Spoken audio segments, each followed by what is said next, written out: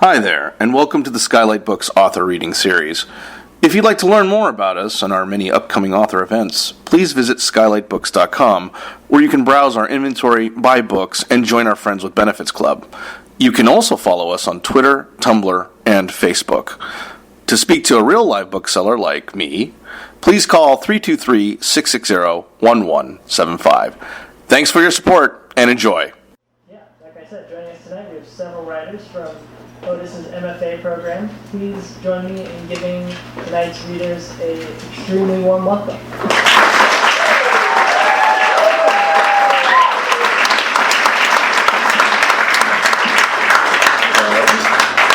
And welcome, friends, family, writers, readers, students, teachers, whoever you are, to the Otis College of Art and Design MFA Writing Program Class of 2018 Student Reading.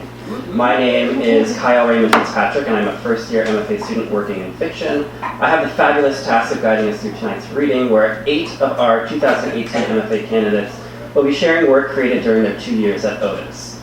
We're a very diverse little group, and you'll be hearing from writers whose work stretch across various practices, from fiction to nonfiction, poetry to multimodal works, and any combination in and around said styles. For a little background, the MFA writing program was founded in 2000 and is a folding in of artistic and writing practices, a little literary haven framed within the context of an art school, which, if you ask me, is super important because many people, even writers, even myself, tend to forget that writing is in fact quote-unquote making art, to borrow a phrase from Otis alum John Baldessari. That's one of the reasons why Otis is so great, because the work of writers is set against disciplines like painting and sculpture and other studio crafts. The program has welcomed writers from all over the country and is unique for including one-on-one mentoring, team-taught workshops, and student and faculty design colloquia to represent the interests of everyone participating. While students are of various backgrounds and interests, as you will see, we take pride in our distinguished and diverse roster of professors who specialize in various modes of writing, who boast accomplishments ranging from award-winning novels to intersectional civic art activations to translating and publishing rare international texts. The MFA writing program also hosts the free bi-weekly Visiting Writers series, where superstar writers of all genres share work and speak with students in a very intimate, not to mention free, forum. This year, we've had the pleasure of featuring a variety of fantastic writers, like Amelia Gray, Javier Zamora, Luis J. Rodriguez, Zinzi Clemens, Avram Finkelstein, Louise Sandhouse, and more. We're also the proud publishers of fiction, nonfiction, and poetry under the Otis Books outfit, a small press for exciting new writing with a focus on translation and text of and about Los Angeles. You might be able to find a few of our works on Skylight shelves, which, by the way, are designed and typeset by MFA writing students. Anyway, let us begin the reading to be regaled with writing that graduating students have been working on. First, we have Nicole Bradford. Nicole is a poet born and raised in Los Angeles, whose work seeks to discuss ideas around societal fetishization, deconstruction, and policing of the Black/brown female body.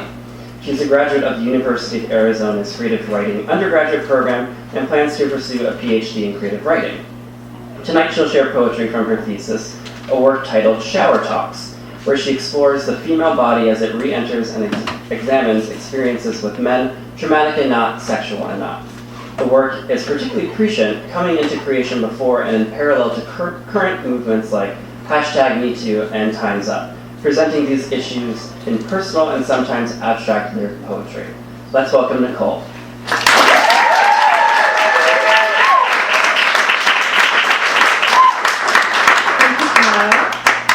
Thank you all for coming. You look good, girl. My head foams with thoughts of men and their hands, of coiled brown body spattered with water, cold melancholy dripping down the spirals of his beard. I can't kiss it away fast enough. That's where I die, he says, in the pauses. I would preserve you forever, he says, in my art. I know he is talking only of my body, not knowing the ways this lacquered thing has already been preserved. A bit of fauna kept as trophy on the walls of many. Learn to read your poetry, he says, like every phrase has to break you open to get out of your mouth. I don't have to conjure any falsehoods, he says, to compliment you. We are tidal locked, each to the other. I watch the movement of a mouth around crack and open, movement of lips around pussy. Love, it says. You've got a devil in you, he says. I can feel them swimming behind my eyes. The freeway swells, meets the downtown skyline in a rapture of metal and concrete. You're too good a woman for this, he says. I tell myself to believe him, and my car rises above the endless, glittering face of the port of Los Angeles. Do you not feel desirable? He asks. From the Latin desiderare, wanted or wished for as being an attractive, useful, or necessary course of action. This hourly necessity to press my hands together until they begin to shake. Your poems need texture, he says, his hands in my hair. Everything I do should make you miss me, he says. Laughter bursts from my throat like a child's feet through the surface of a pool. These talks are my therapy sessions, he says, his fingers dragging over the skin of my thigh, his mouth full of me. How many others? He asks. Only you, I say, my palms straining against each other. My head groans with thoughts of men and their eyes, my foreign body reflected in them.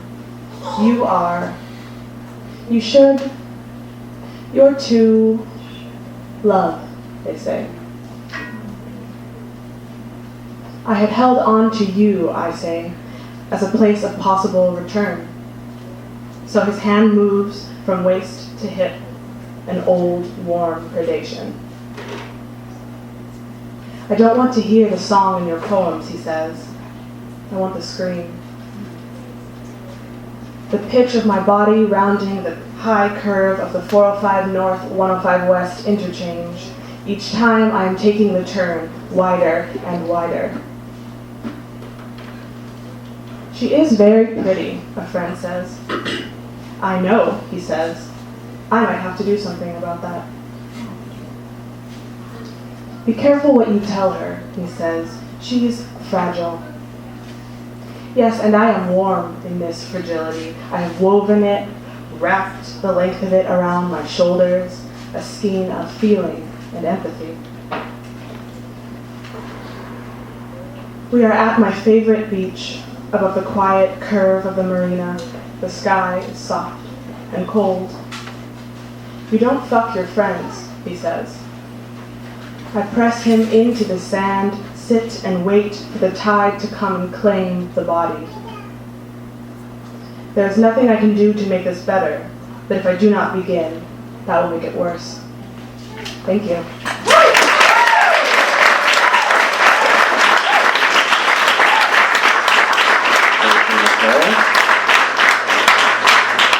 Now I'd like to welcome our next reader, Olivia Batker-Pritzker. Olivia is originally from New York and has a BA in psychology and comparative literature from Brandeis University. A short story writer, Olivia's work seeks to untangle and dissect relationships, female identity, and the history of storytelling, cautionary tales, and fairy tales in order to reflect and collapse the contemporary world. Tonight, she will be reading a section from her short story, The Fortunate Ones, a work pulled from her thesis collection titled Hunting Season. Olivia's stories often straddle the worlds of the real and the imagined, using elements of the fantastic to analyze humanity at its best and worst. Let's welcome Olivia.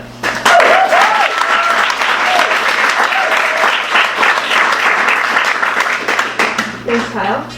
You also look good. I'll be reading about the first quarter of the story.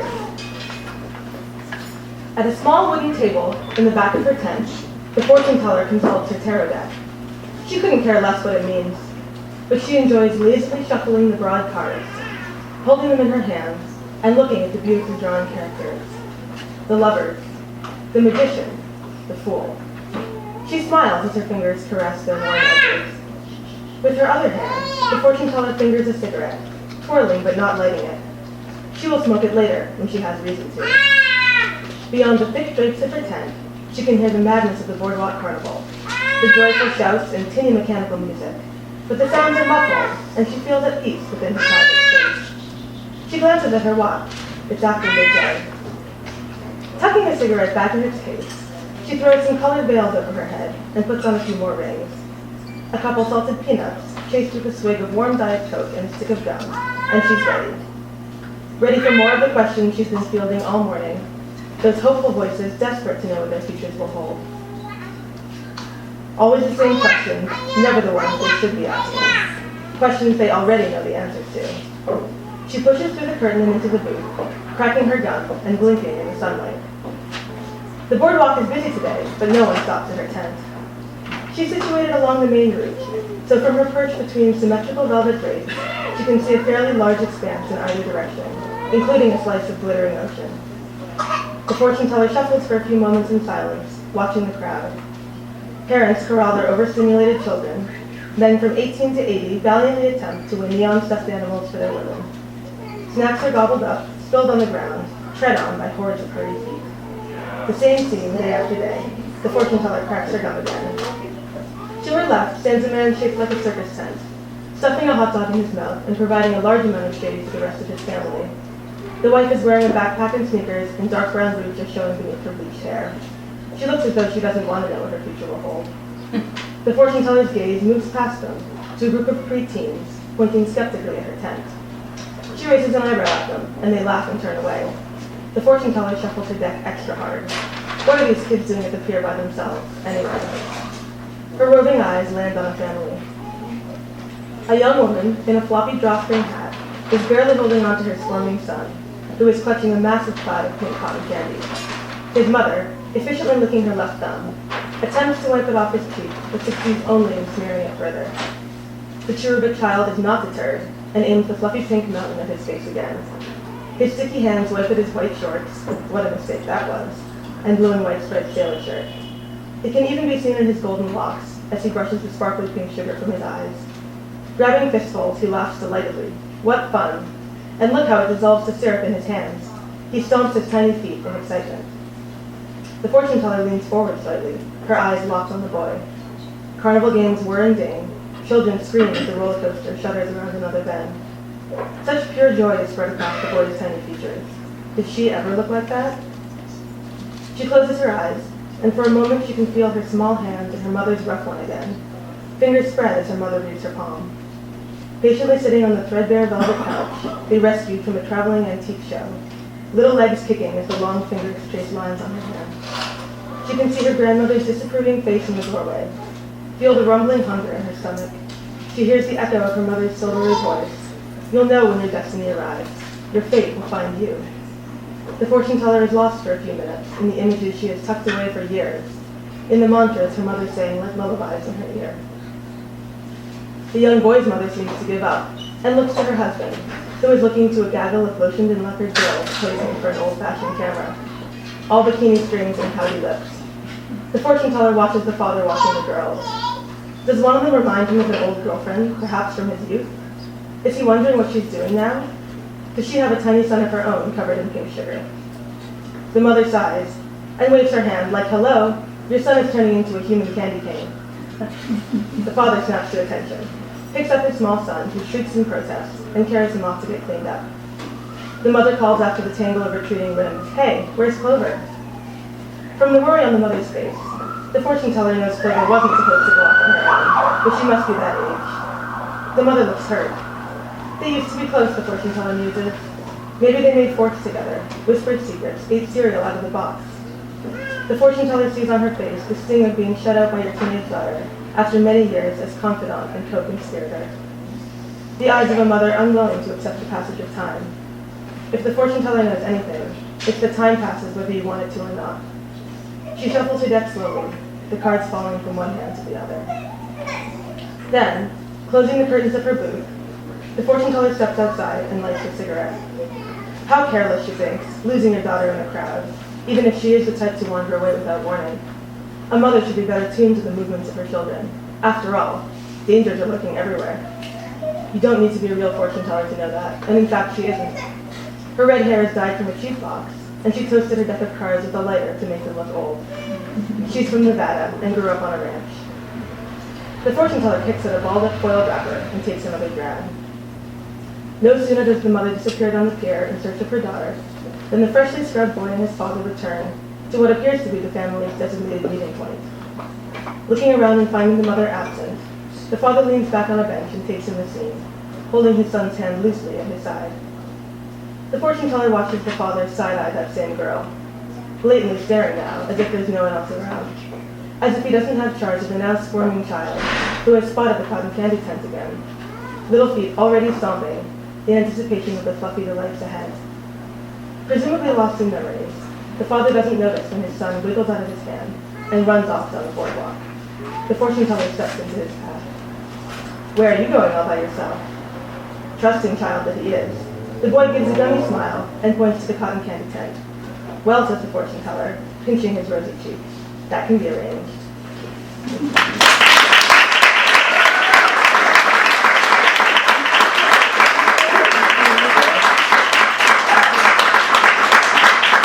Our next reader is Heather John Fogarty. After growing up in Napa Valley, Heather relocated to Los Angeles, where she has lived for the past 2 decades, working as a writer and editor. Her writing has appeared in Marie Claire, Australian Vogue, the Los Angeles Times, and has been featured on NPR. Tonight she'll be reading from her thesis, a novel titled Safe House, a dual narrative about a Hancock Park mother who is a victim of a home invasion and an East Hollywood teenage boy who is implicated in said crime.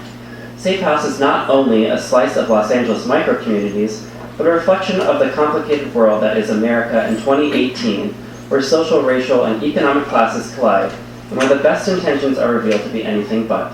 Let's welcome Heather.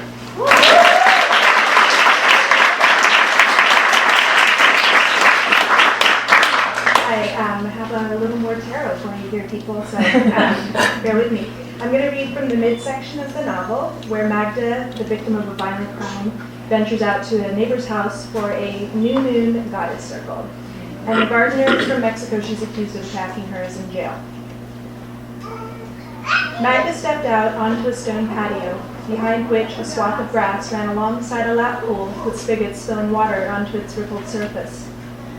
Large plants with Jurassic leaves filled borders. Woody creeping fig covered garden walls. The new moon hung high like a shadow above them in an indigo night sky, casting a faint glow on the swimming pool.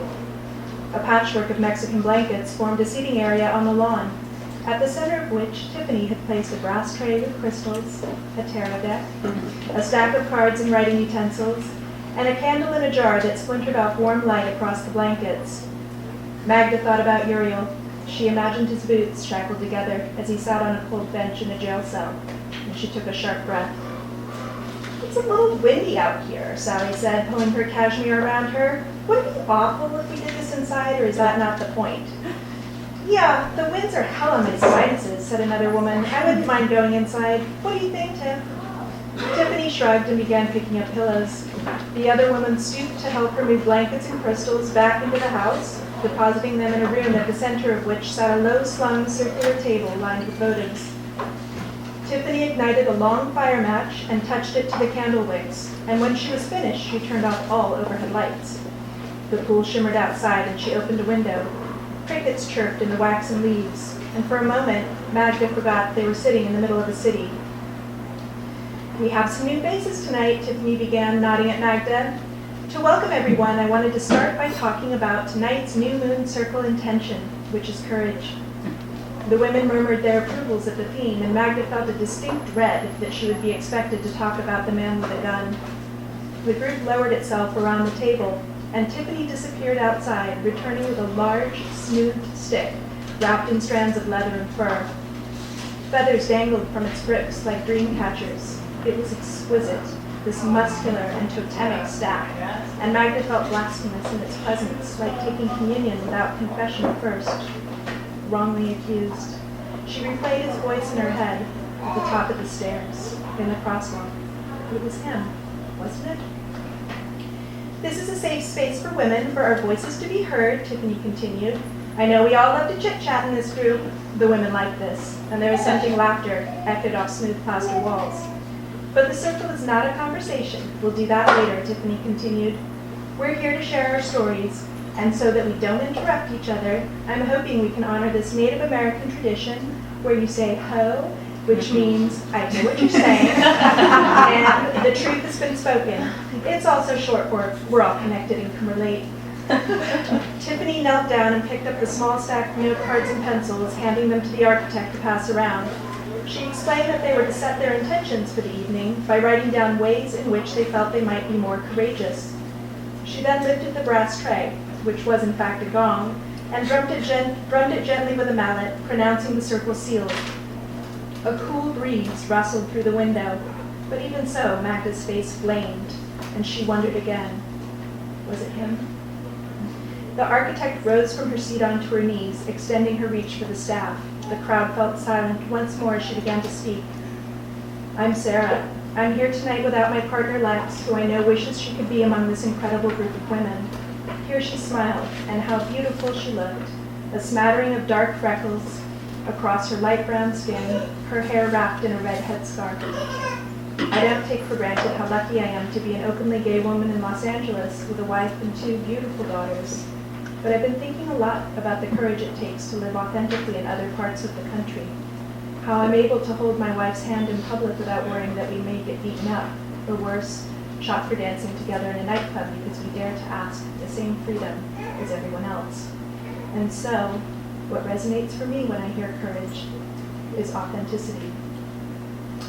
A series of hoes rippled throughout the group, the women easing into the candlelit confessional of the circle, and Magda was startled to see Tiffany now standing above her, holding the staff outstretched for her to receive.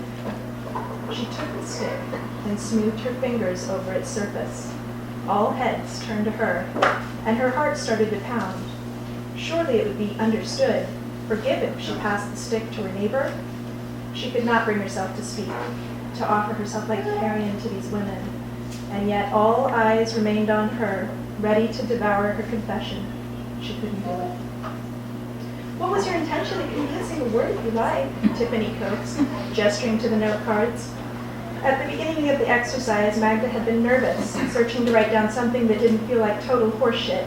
But as she now mentally replayed the one word she had scribbled onto her card, it sounded completely disingenuous. Authenticity, she said, immediately realizing she had repeated what Sarah had said.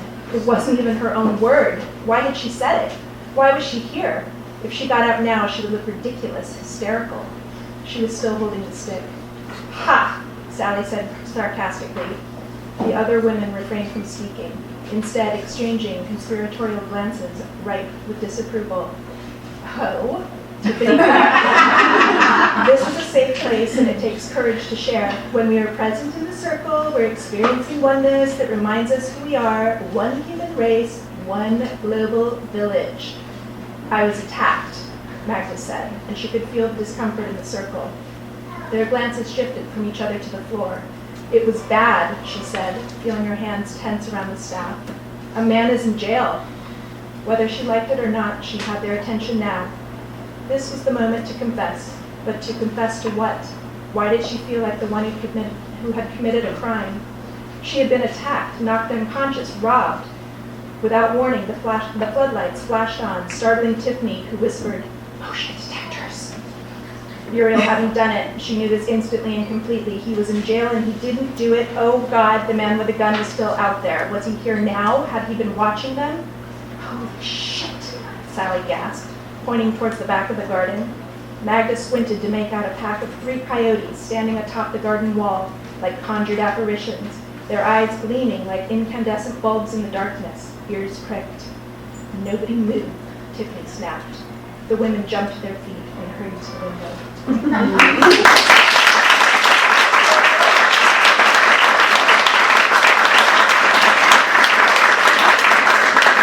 Thank you, Heather.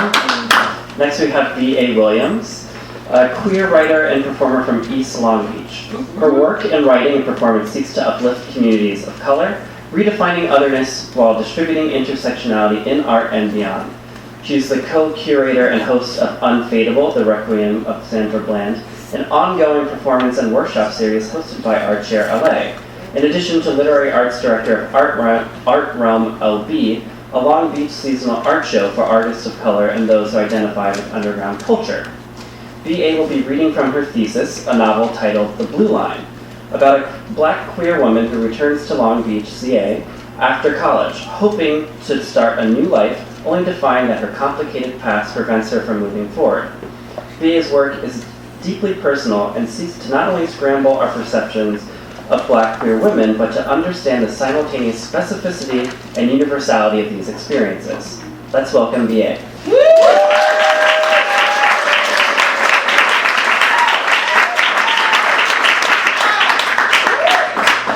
Thanks, Kyle. So I'll start off with, this is a trigger warning to all my black girls. Judy's grandma, Brenda, had washed, conditioned, detangled, and plaited Judy's hair. A combination of leave-in conditioner and water dripped down Judy's forehead. She sat at the dining room table trying to recover from the battle between Brenda's heavy-handedness and her tight curl pattern. Her scalp and temples throbbed. Brenda had raked through small sections of Judy's wet hair with a comb that had teeth the size of rulers, and ignored Judy's pleas to stop or wait a minute. It was Judy's fault, it hurt. She shouldn't have been tenderheaded. Judy's sister Monique danced in the hallway with her damp braids aligned on both sides of her face like thick black pillars, smiling. Monique had finer hair. Her white daddy had blessed her. She had good hair, the kind Brenda loved to talk about. Judy and Monique would have to wake up early the next morning and get their hair blow-dried and pressed. Judy flinched as she thought about the smoky metal comb and its heat as it neared the back of her neck. She shivered at the thought of the piping hot comb working its way to the hair near the back of her ears. She moaned as she thought about Brenda straightening her baby hair along the edges of her head. Brenda claimed Judy's hair held heat. That's what Judy felt. Bullshit. But when it was all over, Judy knew she'd rush to the bathroom and turn on the beauty lamps above the mirror and pray that she would sweat out her crest and curl. Now it was Judy's sister Tiara's turn to be transformed into decency. After Tiara's pre-wash, Brenda guided Tiara to the hair chair positioned in the middle of the kitchen. A burgundy towel with a bleach stain on one end was wrapped around Tiara's shoulders. Tiara sucked her index finger and twisted the ends of her reddish-brown hair with her free hand. Her big lips drooped into a frown. Instead of shrinking and forming into an afro like Judy and Monique's hair, Tiara's hair looked like a mop and stopped at her earlobes. Water clung to Tiara's strands of hair like beads to a braid. The Just For Me box stood out between the mane and tail product. A black girl with bangs, Shirley Temple curls, and a butterfly barrette smiled on the box. She looked like a cousin or a long-lost sister. Brenda tore off the top of the box, ripping the black girl's face in half. Then Brenda poured a green liquid into a clear jar filled with white cream. She used a hair applicator brush to mix. Judy wiped her brow with the back of her hand as she watched Brenda work in the kitchen. Tiara's toes bent downward and upward, down and up as she waited. Brenda mixed and mixed and mixed until it was time to add a golden oil to the light green combination in the jar. Brenda squeezed all the oil into the jar. Without looking, Brenda placed the empty oil bottle on the counter's edge. The bottle fell. Shit! Judy, come pick this up for me. Brenda mixed some more. Judy walked over, picked up the empty bottle, and looked inside. A small amount of oil had escaped and dripped down to the side of it. Judy placed the bottle back on the counter and rubbed the slick oil between her thumb and middle finger. Judy looked inside the jar. The mixture looked like frosting. Girl, if you don't go sit yourself down somewhere.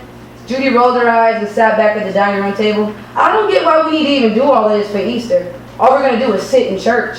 Monique twisted her neck back and forth in the hallway. Small drops of water flickered into every direction.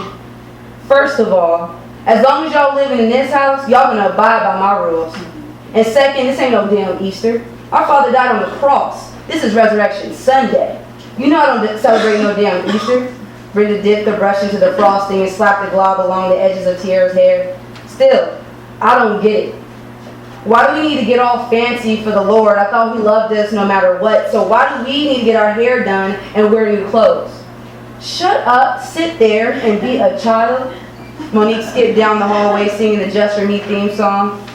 I want style, body and shine, a look that's so to be all mine, hair so soft, silky and free. I want something just for me, just for me. Judy joined in with the last 3 words, just for me. Tiara wiped her finger on her thigh. Stop singing that song. Why? Judy asked. Tiara dropped her head and Brenda slapped the back of her neck. TT, yo asked me to sit still so I can get this in right. Brenda yanked Tiara's head back by her hair. Tiara's eyes were closed, but tears outlined her short eyelashes. You and Mo are making fun of me. No, I'm not. I like that song. Y'all, shut up. Tiara, now hold still. I don't want to get this on your skin, but you're putting it in her hair, Judy said. Look, watch your goddamn mouth, TT. Ain't got no good hair like you and Monique. I'm trying to help her out now. Tiara closed her eyes again. A slender tear glided down the side of her nose. Why was Tiara crying? She didn't have to deal with Brenda's heavy hand tugging at the roots of her hair. She didn't have to wake up early the next morning to get her hair blow-dried and pressed. By now, all Tiara's hair was separated and coated at the roots with the cream. Now don't touch it. Let me know when it starts to burn. Brenda started cleaning. Tiara's legs swung violently in the chair and made a creaking noise like it had loose screws. Tiara played with the strings of the seat cushion with one hand and sucked her finger with the other. She swung her legs as if she were on a swing, trying her hardest to get higher and higher. Brenda washed the jar clean. The chair wobbled like an off-balance tower of blocks. Brenda rinsed the thin brush. Tiara removed her finger from her mouth, and her small hands managed to grip both the cushion and the wood seat. Tiara squeezed. She wiggled her hips. She shook her head. It hadn't been more than a few minutes before Tiara screamed out, "It's burning! It's burning!" Now, TT, it ain't been in there long enough. The box said it's supposed to be in there for a little bit longer. No, Grandma, it's really burning. Tiara started crying, her hips still moving left and right, her legs curled around the legs of the chair now. Tiara looked like she wanted time to stop. Brenda, take it out of her head. She's crying, look. It's probably because you washed it first. Judy stood up, pointing at Tiara's scrunched up face. Judy, how many times do I have to tell you to mind your own goddamn business and stop telling me what to do? You ain't about to disrespect me in my house. Brenda walked up to Judy, fists balled up. They stared into each other's eyes. I don't know who the hell you think you is, but you best sit down. You ain't too big to get your ass beat, Brenda said through her teeth. Judy looked at the floor. Drops of creamy-looking water trickled onto her feet. Judy sat down hard, hating that she did because it hurt, hating that her height didn't matter, hating that Brenda didn't fear her. So Judy stared back at Brenda, hoping her eyes could dig into Brenda, but Brenda's eyes swallowed Judy whole, so she cut her glance short. Monique danced and hopped, still singing in the hallway. I still don't get it, Judy started again, staring at Monique, hoping Monique felt Judy's eyes reaching out to constrain her. Judy wanted Monique to stop moving, to stop being so damn happy, to grow the fuck up. Tiara's hurting. That stuff in her head is hurting her. Why won't you take it out? Why does she have to go through all this for church? There was a violent crack and boom behind Brenda. Brenda turned. Judy gasped. Tiara was screaming at the top of her lungs. The chair's legs had snapped in pairs. 2 of the legs were on top of the kitchen mat with the rooster on it, and the other 2 near the dishwasher. The back of the chair and seat were still connected. Tiara's hands were still clenching onto the cushion and the bottom of the seat. She squirmed like a cockroach on his back, and as she did this, her hair painted the floor white. Judy was afraid of what was going to happen next, but she knew. She knew that Tiara's screaming had gone mute in Brenda's ears. She knew Brenda only saw a broken chair. She knew Tiara's head would continue to burn until Tiara answered Brenda's question, "What the fuck were you doing?" As Brenda collected the legs of the chair, Judy jumped up and grabbed Tiara. Judy pulled her crying sister down the hallway, pushing past Monique. She turned the bath handle to the right. The ice-cold water rushed out of the grimy faucet.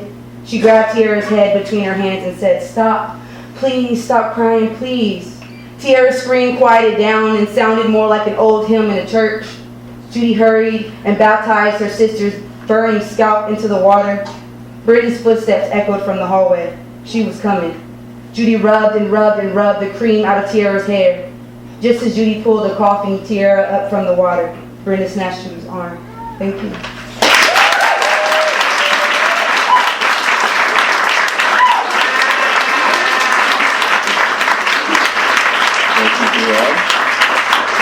Next we have Hallie Sutton, who is a Los Angeles-based writer originally from Northern California. Her work has been featured in Prose Red Review and Beyond Science Fiction, among others, and she is a fiction editor for literary journal Monday Night. Hallie will be reading from her thesis, the novel The Lady Upstairs, a new take on Hollywood noir and the oddity of this city, two subjects that are very dear to her. In my readings, The Lady Upstairs is a kind of awakening of neo-noir, an oftentimes funny thriller that frequently has readers wondering not only who done it, but how in the hell did such a wild story like this come to be. Let's welcome Hallie.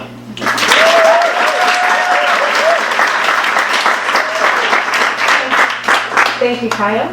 So I'll be reading from the beginning of the book, and I think the only thing you need to know is that the characters in the scene, Joe, Lou, and a man named Robert Jackal, work at a blackmail agency run by a woman they know as the Lady Upstairs. Lou picked the bar, not far from the water, so we were only melting by inches and not by feet. I met her there, a tiny hole-in-the-wall terror of a tiki bar, walls painted a ghastly labial pink, canned thrums of an absent ukulele clogging the air. The floor was an old scuffed wood, tilted to the left like a drunken sailor. Tiny little fairy lights crisscrossed an exposed wooden beam. Lou had a knack for finding the last place I'd ever want to go. It was still prime drinking hours for a certain kind of crowd, but there were only a few people seated around little half-moon tables which were strewn with fake flower leis and gold doubloons and cocktails that looked like Technicolor disasters. Lou sat at a table uncluttered by other admirers, legs crossed and angled towards the door, studying the scene. She was one of those beautiful women who never took much care of her face at all, and the humidity had caused her mascara to bloom under her eyes, and her bright copper hair was damp at the temples, sleek to the touch like an otter's pelt. The heat had softened her like warmed chocolate. Here's my idea of a good bar, a clean, ill-lighted space. No pink drinks, no hula statuettes. But this bar had Lou. She looked up, saw me, smiled. Sorry, excuse you. Bless you. The drink in front of her was so orange it glowed, turning the underside of her chin the color of a sunrise. It looked like the sort of drink that made you hug strangers before you hugged a toilet. Is it spring break already? I asked as I slid into the seat across from her, catching the glass with the tip of my finger and stealing a sip from her straw. An explosion of sugar and foam and one sickly zing of rum down my throat. For $3 a pop, I think you can rewire your palate, she said, grabbing the little purple umbrella from the glass and tucking it behind my ear. I ordered you the bombs away, Lou said. Oh, you ordered for me. You'll like it, Lou assured me. You know what I'd say to Jackal if he ordered a drink for me? Just decided what I'd have without asking? Lou dimpled. I have some idea. You'll drink it because I'm buying. She took another sip of her cocktail. You like the place? Hate it. A briny waitress plopped a disturbingly pink mug in front of me. Bombs away! She said with a smoker's edge to her voice. I sniffed it. Grapefruit and something that made my tongue curl. I took a sip and my suspicions were confirmed. Mezcal. Smoky and bitter and juicy. In spite of myself, I liked it. Not bad, I said to Lou. You love it, she said. See? I know you better than you think I do. Does the lady have you on a new case? I haven't seen you in, what, a week? 9 days, to be precise. Lou shrugged. Nothing definite yet. Not a new case. Not exactly, she said. I'll be done with Ellen soon. If you wanted to introduce me to the lady upstairs, I could help you with whatever you need for the new one. Think of it, I said, taking another long sip. Us working together again. I told you, it's not a new case. Lou stared at my face for a moment and then reached out with one finger and gently tapped the corner of my mouth. A bead of sweat traced down my spine, tickling. Is that a new lipstick? Lou said. Her hand retreated. I dipped my head into my drink and resisted the urge to swipe at my lips. Behind Lou, two people stood up and moved to the bar. The man went to put his hand on the small of the woman's back, but she scurried forward without letting him touch her. Not a good sign. Some days I do dress like a woman, I said. Some days, Lou said with that easy laugh. Oh, come on, you. Got all dressed up on my account? I shrugged. I might be paying Jackal a visit later. And it was true. I might do that. There were many things I might do later that evening. Always a thing for the bad boys, Lou teased. What use do either one of us have for boys? I said, making her smile. Another drink? I untucked myself from my stool. Lou shook her head. I'm done with paying.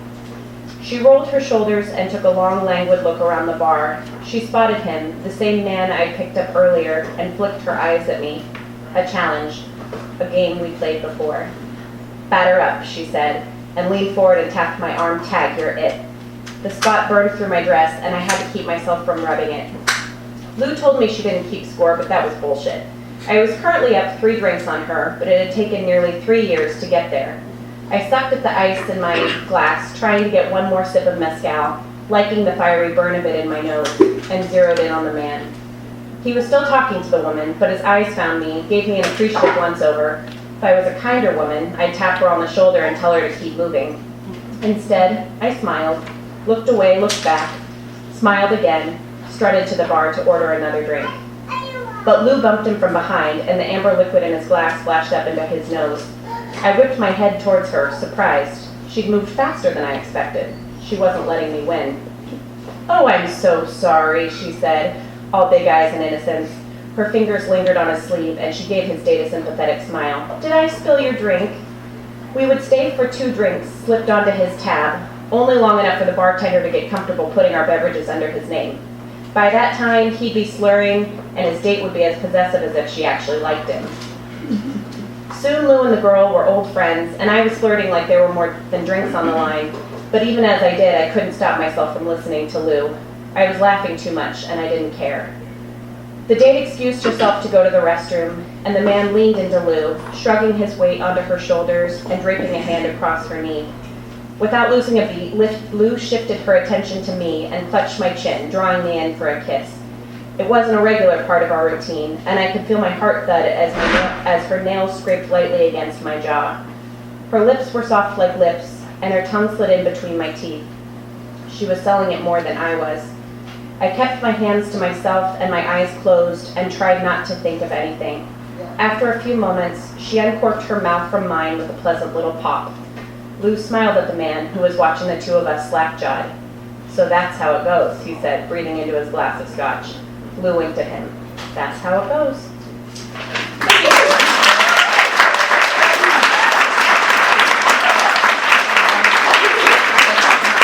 Thank you, Holly. Next we have Angelina Saenz, a poet born and raised in urban Los Angeles. Her work focuses on memory, mujeres, and motherhood, in addition to the cultural and linguistic unfoldings of life. Her writings have appeared in Dialogo, Split the Rock, and Out of Anonymity, among others. Saenz is a full-time public school teacher in Highland Park, and she hosts the monthly reading series La Palabra, also in Highland Park. Tonight she'll be reading from her thesis, a collection of poetry titled Edgecliff, a work that interrogates the lingering effects of her childhood experiences of growing up in Silver Lake on her adult life today. I liken her work to warm soup to nourish the Angelino soul on a cold, windy night, something so specific to her life, yet approachable to anyone who has lived and loved and created in this city. Let's welcome Angelina.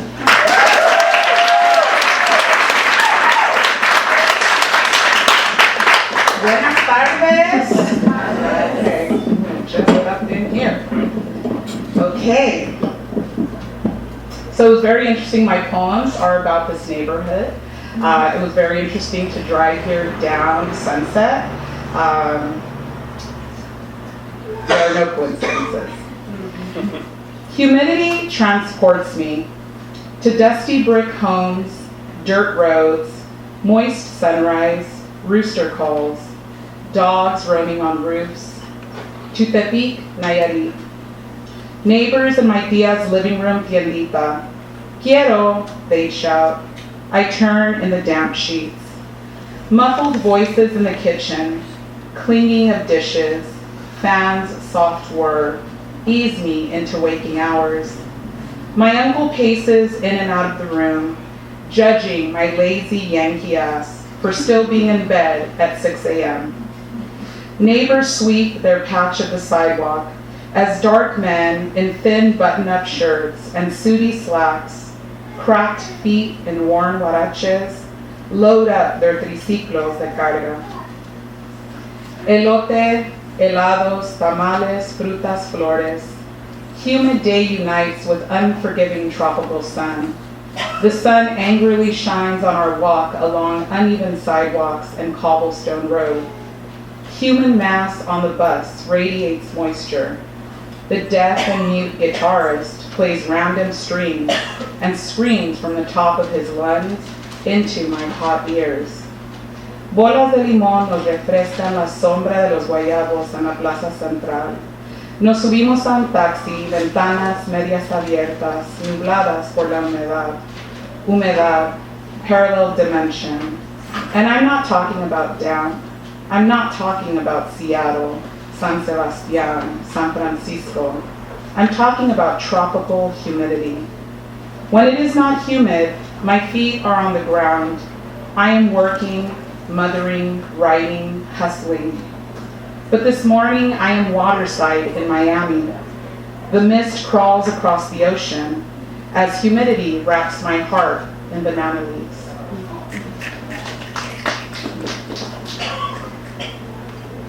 Guerrilla family, apartment 16. Married, father who provides for his family, stay-at-home mom. My mother hated them. They'd pass by our front door with armloads of groceries. There go the fucking gorillas, Mom would call, as they heaved up the steps at our front door. Yeah, fuck those slobs, we'd respond from kitchen table, where Monopoly was being played. In the parking lot, their brand new 1982 Burgundy Monte Carlo mocked our sickly green 1975 Ford Pinto. Their footsteps above would trigger Mom into a rage of banging the next 100 dents into our ceiling with loyal broomstick. Every time DCFS showed up to ask, do you have enough to eat? Are you ever alone? Does your mother hit you? Is there anything you'd like to tell me? Yes, no, no, no. Mom swore it was the guerrillas who had called, and she plotted her next revenge against them. They lived above us for 7 years until we were evicted.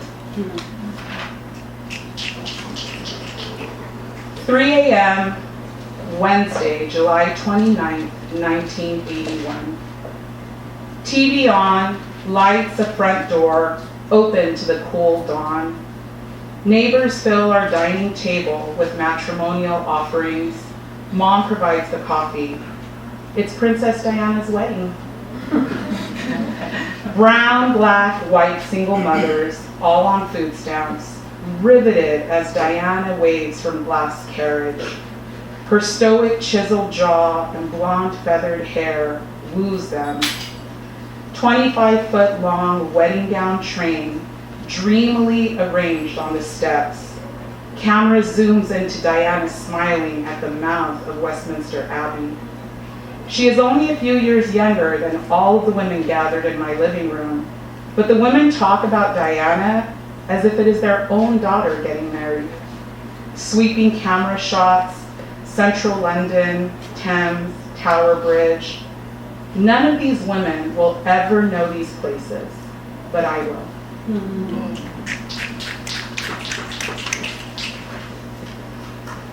The day I told you I was selling my house and moving into a condo, you cried. We don't give up our land, mija. This is all my fault. I don't want the boys living in an apartment. Is it your debt? In my usual nonchalant manner that drives you fucking crazy, I answer, Dad, it's a condo, it's not an apartment. You ignore me, begin migrant labor camp story. Mija, there's rape, murder, knives, blood, abuse. You don't know what I've seen cuando la gente se encima. You plead, no apartment building. You need a house, space, and walls to keep everyone away. I rock in the recliner, ocean breeze and chimes fill the silence. It's a fucking condo, Dad, not a migrant labor camp. City of Cudahy, apartment complex on Florence near Atlantic. Sitting in a circle drinking. He says, "Those pussies from Bellevue Street gang?" She says, "Yeah, fuck those putos." "Which putos?" he asks, smiling. "Bellevue Street gang," she answers. "Who?" he asks again. "Bellevue Street," she repeats. And then he punches her in the face. She falls back. "Don't ever say their name again, bitch." 5 seconds of collective disbelief and a sense of injustice and entrapment. And then the party goes on. Mexican children know the sizzle.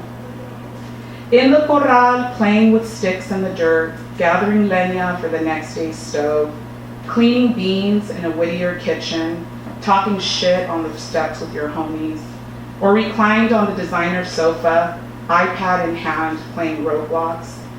When we hear the sizzle, someone who loves us is making us sopita. We know what happened just before. Someone was frying rice or noodles. We know what was happening in that moment. They were pouring water over those noodles, creating the sizzle. And we knew that now they were adding tomato sauce, chicken bouillon, maybe some potatoes, perhaps half an onion. And they were bringing it to a slow boil until the noodles are tender and our sopita is ready to be eaten. Thank you.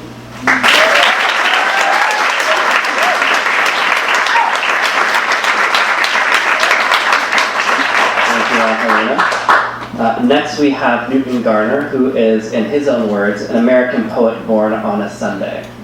Tonight Newton will be reading from his thesis titled Early, specifically from the second section of the piece.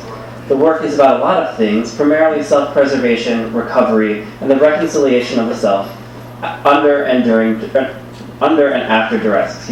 Let's welcome Newton.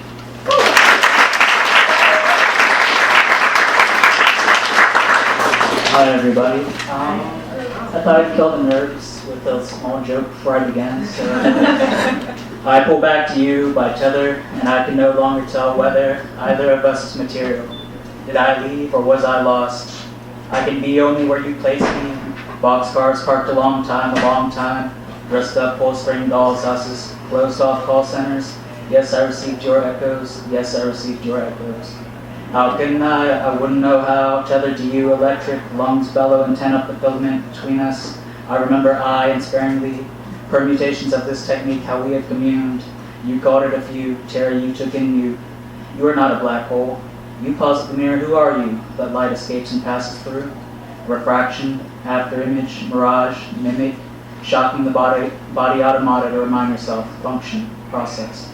Feedback for the hands bitten, the path back circuitous non-promenade, illuminated heat map of unkempt wounds, markers of locked rooms I waken while you wonder while you are third party to your own dreams. I see you, I pull from the pyre, in dilations of time with each wink of your eyes. I am here when I am not.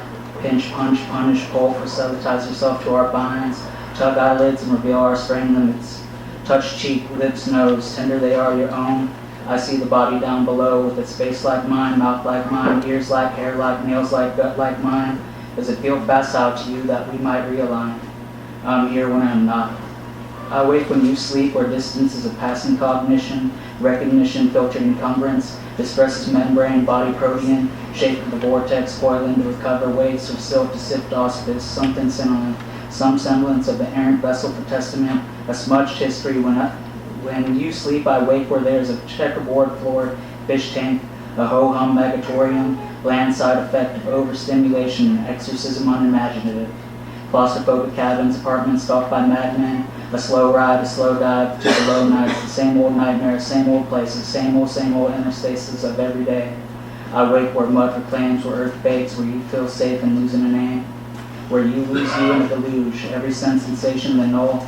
I walk where helical rain flurries, pattern the terms of a barter between nymphs and roots, the meter of respite and introspect, hymn book for the cicada song. My shell is my husk is my home, is from where I go from here. Where do I know myself, my sap, my sustenance, when most of my life has been so slow for fear? Where in you do we overlap? Does you become I, does us, does we, to what end? I pull the tail of a passing comment. Pass me, pass you, pass I, pull the tail of a passing comment, pulls apart the slip of skin, fold and fold to fold to fold to fold. Dog ear, heart, fortune teller, inert flesh of my own arm over armature, A1 sub 1 upper, A1 sub 2 4, A1 sub 3 hand, H sub T, H sub 1, H sub 2, H sub 3, H sub 4. I take my other hand and rush and tie the tail together with my plasma.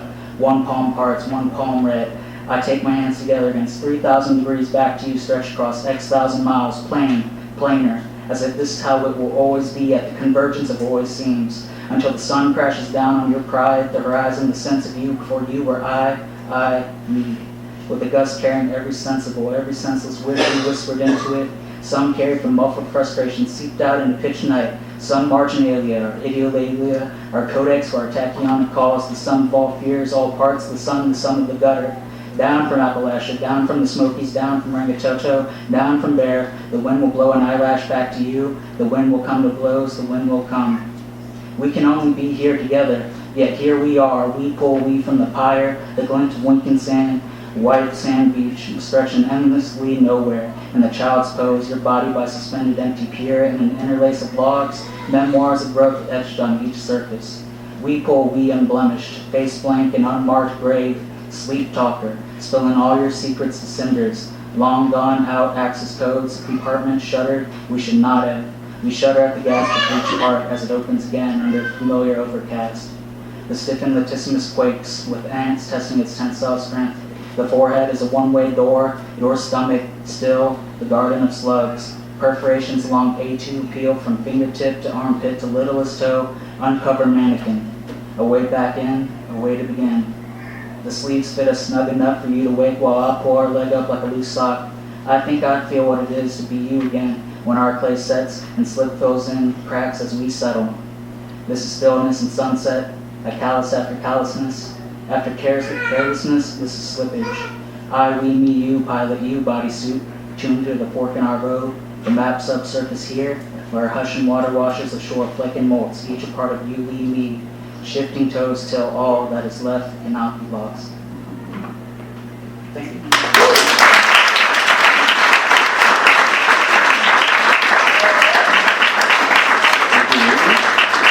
For our final reader, we have Chanel King. California, who comes from a long line of storytellers. Her work seeks to embody various voices throughout time, history, and space in order to provide perspective and bend and break held knowledge. Chanel has a BA in English with an emphasis on creative writing from San Francisco State University. Tonight she'll be reading from her thesis and novel, Esther Days, the story of a young black woman in the 1940s who moves from Mississippi to New York City against the backdrop of the Great Migration and the dawn of American civil rights. Her work is truly mesmerizing, a personal folding in of American history that investigates how different and the same this country is, all set to melodic, personal prose. Let's welcome Chanel.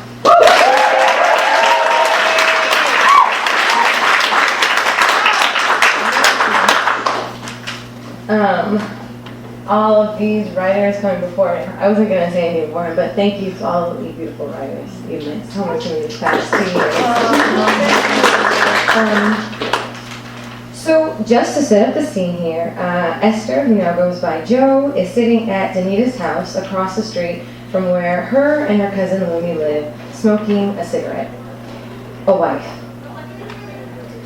I sat on Danita's stoop as she helped a cigarette into her mouth. The only time her hands ever assisted in the process. Danita, how you smoke so many of those all the time? Don't the smell bother the baby? Nah, girl, she fine. A little bit of smoke never hurt no babies. I'm sure some doctor out there would tell us if it did. Plus, something about the pool of these eases my nerves. The women at work got me into them. All their men's overseas. They smoke until they get them back, if they get them back. But when Paul comes home, I'll stop. Looking at Danita now, I wonder how she would be if boring Paul was back. Was I seeing the real her? Or did I meet Danita in an extended period of grief that is yet to end? I wondered what Danita looked like happy. I wondered if she would giggle at the other women as she worked with them, carry on the ridiculous conversations. What would be different if Paul was here?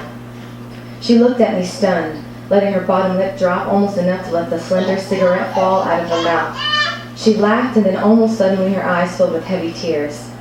The moon, the stars, the sun, and the air, everything would be different if Paul was back with me. Everything. We wanted to move to Philadelphia. His kin over there have land and space.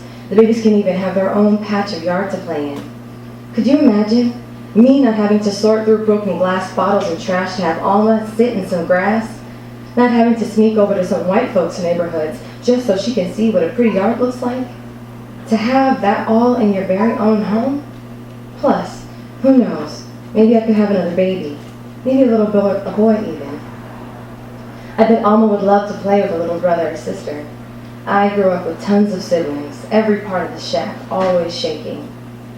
Danita looked at me with a cigarette dangling from her mouth. She fixed her hair and untied the work apron she had around her waist. You don't ever talk about them, your siblings. I just know about Francine. Where the rest of them at? I looked at Danita and her cigarette and her shoe. I looked at these things I thought she owned and had and realized she had nothing. Even worse, I had less. I gently grabbed the cigarette from her lips and took a long pull. Smoking always gave me time to think of easy, simple answers for complicated questions. Well, the oldest junior, he was a stable hand, just like my pa. He up to something similar, I'm sure. Then I had 3 silly older brothers, real close in age. We called them the 3. They fight in the war, I suppose. I don't like to think about them too much. It hurts a little. I had 2 sisters, but they uppity somewhere, being beautiful. They didn't even bother giving us an address to write to. We were nothing to them even before my mother died. And that's it. I gave her back the cigarette, it nearing its end, her pulling out a fresh one. She took a long pull and passed the cigarette back to me. Danita let out clouds of smoke as she studied my face. Is your pa still alive? The questions came so suddenly it shook me a little. My eyes darted to the stairs of the stoop. I handed the cigarette back to her and looked over to the street at some perky schoolgirls walking by. The 5 of them walked in a tight pack, each holding on to her books and popping gum. One of them was doing her best impression of Starlight Hour. I thought of Pa, but then I thought of Miss Patty's hips, and then her eyes, and then her long, long fingers. Yeah, he's still alive, I think. I never said goodbye to him. The cigarette was handed back to me, and I looked into Danita's eyes. Hers warm, mine empty. She put her arm around me and took a long, deep breath. She was about to say something when we saw a white woman walk down the street. The white woman looked possessed, eyes red and welled up, streaks of makeup down her face. As she walked down the street, Danita and I stopped and looked at her directly. She walked in front of Lumi's apartment. My eyes on accident widened when she turned around, and she must have fallen right into them. Without looking at anything else, she walked to me, no, ran to us. I couldn't blink. A frantic white woman was a sight to see. She kept her eyes on me as if warning me not to move. I obeyed, but I wanted to run. As she rushed towards us, Danita stood up and put a cigarette in her mouth, lighting it and then taking a long, slow pull. What's this all about now? Danita said. I'm looking for a woman, a beautiful Negro woman. She wears pretty dresses and does that pretty hairstyle, you know, where you straighten out your hair to look like ours. The white woman's voice was weak and high-pitched. Under her coat, I could see something that looked like a sleeping robe. I had a couple of ideas as to who her husband was. Lumi had taken a detour in recent weeks to married white men. The white woman saw me eyeing her robe and closed her long coat even tighter. She fiddled with something in her pocket, and I knew it was a weapon. I'm just looking for this woman. I just need to talk to her. I just need to ask her some questions. Danita looked at me and then back at the white woman. Ain't a woman like that here, Danita said. The white woman started to cry, her hand now fully lost in her pocket.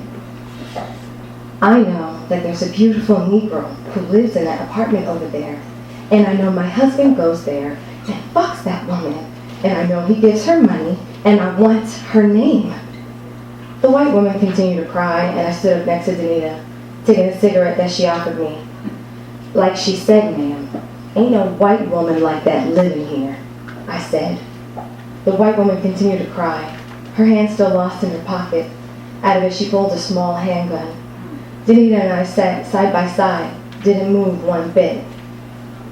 I know, there's a nigger up there fucking my husband. I'll find her, and I'll take care of that bitch. She waved the gun from Danita to me. We still didn't move. Ma'am, you better put that gun away before you do something you can't take back. We in my neighborhood, and I'll personally make sure and fix you up real good. Danita took a step closer to her. The frantic white woman with the small handgun began to shake it even more. Danita got close enough to the frantic white woman and snatched the gun out of her hands. I know she's there. I know she's there. That nigger is sleeping with my husband. It's against the law and all common decency. The frantic white woman crumpled into Danita's arms, sobbing loudly, making me feel terribly uncomfortable in the process. It doesn't look good to see a frantic white woman crying, holding on to a colored woman in her arms, and that colored woman holding on to a handgun. This made me nervous. Danita unloaded the handgun, putting the bullets in one pocket and the gun in the other. Go home. Danita pulled away and fixed the frantic white woman's coat. And don't come back here. The frantic white woman stopped crying, looked at Danita, and then turned her eyes to me, searching deep for some sympathy. I had none to give her. She fixed her eyes back to Danita's, nodded her head and walked away. We sat back down on the stoop, our bodies full of fight. This business your cousin in ain't gonna last forever. I hope you don't get caught in no nonsense like that. Thank you.